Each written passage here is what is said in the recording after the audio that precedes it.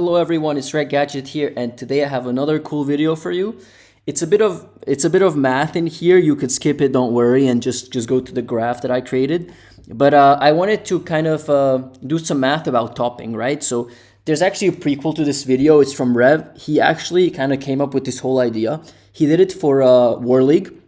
So in War League, there's 15 weeks and you have to play matches, and then he basically calculated what's the win rate you need to essentially go to the playoffs. But I wanted to kind of do it more broadly for just stopping Ultimate Time Wizard, because I feel like that's what most people really want, and they're not really playing that much in War League, and it's a pretty niche thing, and I think most of the people who play casually just wanna go to a bigger event, Konami sanctioned event, and just play there. So it's also for me to just see what would my odds be if I were to because I don't really have access to these big tournaments that much. So I want to see how well I would perform there by not going there, right? And the way I could do this is just by calculating some probabilities and saying, okay, if I have a specific win rate at, I don't know, a big tournament that's going on in my area, then I could kind of see, okay, if I did well here, I could potentially do well at Ultimate Time Wizard. Now that's of course oversimplified, but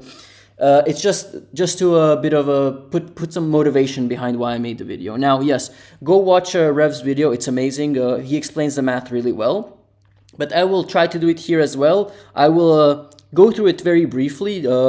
If you don't like it, you can skip it, but I think it's rather interesting, and I will try to explain it in a few minutes.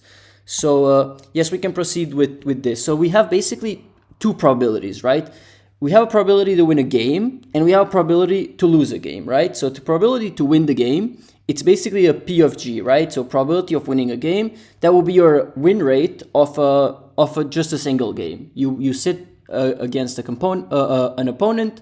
It's not a match, it's a game. And you play, and if you're really good, you can have that to be, I don't know, 80% if your opponent is very bad, they're playing a weak deck. And then the probability of losing the game would be, of course, 1 minus the 80% would be 0.8. So obviously you would have 0.2 as your losing rate, like 20%. Now, very simply, for a match, we can calculate this by basically having two wins, or basically having a win and a loss. Now, that's why for two wins, we just have this PG squared, right? The probability of winning a game squared, basically winning it twice. And then we have two different options of winning two and then losing one, right? You can lose at the start and then win two, or you could win one, lose one, and then win one. So there's two options. That's why we have this two in the secondary formula. And then you have this probability of losing a game, which is 1 minus the probability of winning. And then again, winning two games, so probability of winning a game squared, right? So this is this formula that you should see in the middle of your screen, right? So PG squared plus 2 times 1 minus PG times PG squared, right? So that's essentially probability of winning a match. Now, Ultimate Time Wizard usually has around 8 rounds. At least that's what I know, but it depends, of course, on the attendance. So if you want to top, you basically need to be X1 or X0, right? That's what I was told that you're guaranteed a top for. Now, it also makes sense mathematically because I did some calculations on the side, but I think that's if you go X1, you should top. So basically, you need to have a probability. What we're calculating is the probability of you having either 7 wins, or basically 7 rounds won, or 8 rounds won, right? You either go X0, it means you won 8 rounds, or you go 7-1, and that means you basically won 7 rounds, right? And the probability of that, as you can see, P of R equals 7 plus P of R equals 8. So the probability of these two things added. I think that's relatively straightforward. Now, the way we calculate that is pretty similar. We have this, for the probability of winning 7 rounds, it's basically the same, right? P of probability of winning a match to the power of 7, so you need to win 7 matches. And then probability of losing a match, 1 minus P of M, right? So that's the probability of losing. And then you have 8 different configurations, right? You can lose 1, win 7. You can win 1, lose 1, win, 6 or 5, so on and so forth, right? For the probability of winning 8 is just basically probability of winning a match to the power of 8. Now, the final formula, as you can see it on the bottom, it's basically the same. So probability of winning 7 rounds and the probability of winning 8 rounds just added, right? Because that's how we defined it above.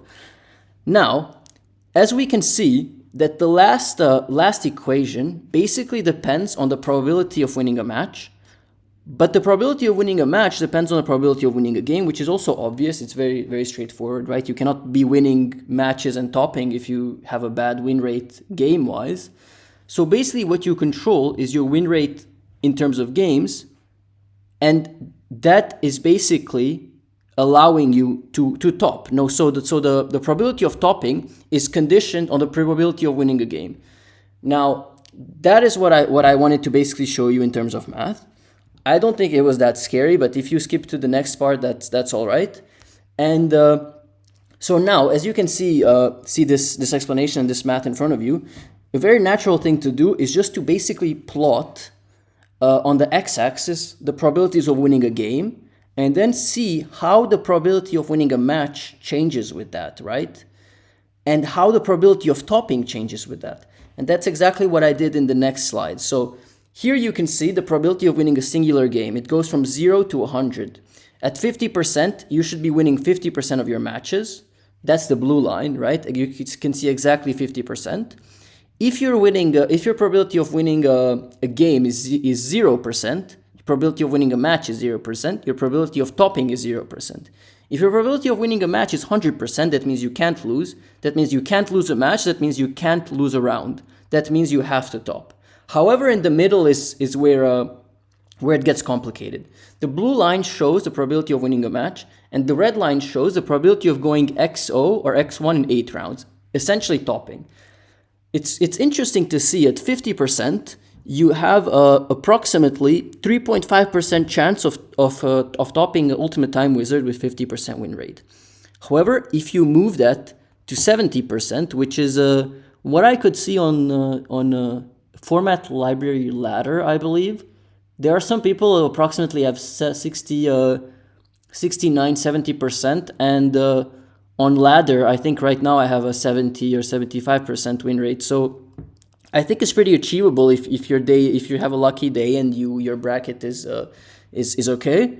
You have basically 50% chance of winning if you have 70% win rate. If you have 75, well, of topping, right? If you have 70% win rate in terms of games, that means you have 78.4% probability of winning a match.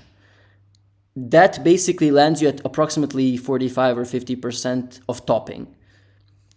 However, if you have, for example, 75, right, you would have almost 80% or 85% probability of winning a match, right? You just follow the blue line up until you see 75. And then the probability of topping would be 65%. So you're almost guaranteed to top if you have a 75% win rate, which for good players who play all the time, it's something that's very achievable. And yeah, so I think a good way to look at the game is not to